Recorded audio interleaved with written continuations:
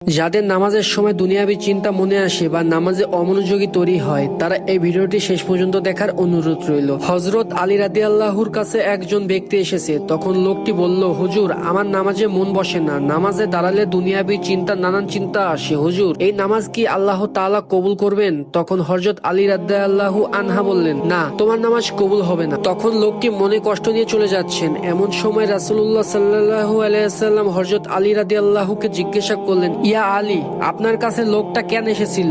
এসে দেখি মন খারাপ করে চলে গেল কেন, কি হয়েছে আমাকে বলুন। তখন আলী রাদিয়াল্লাহু আনহু বললেন, তিনি আমার কাছে জানতে এসেছিল যে নামাজে দুনিয়াবী চিন্তা আসলে নামাজ হবে কি না।